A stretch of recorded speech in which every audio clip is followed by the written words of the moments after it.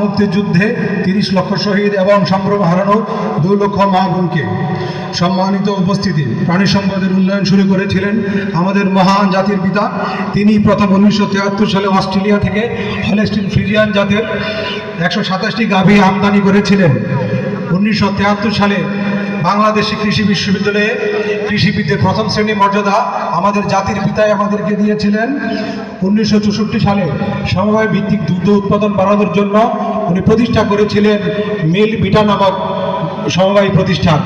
সম্মানিত সুধী, জাতির পিতার দেখানো পথ ধরে আমাদের মাননীয় প্রধানমন্ত্রী জননেত্রী শেখ হাসিনা প্রাণী সম্পদের অভূতপূর্ব উন্নয়ন করে যাচ্ছেন। বিগত ১.৫ দশকে দুধ উৎপাদন বেড়েছে ৫ গুণ, মাংসের উৎপাদন বেড়েছে ৯ গুণ, ডিমের উৎপাদন বেড়েছে ৪ গুণ। কুরবানির সময় আমাদের আর বিদেশের উপর নির্ভর করতে হয় না পশু কুরবানির জন্য। সম্মানিত সুধী, আমি যদি প্রাণী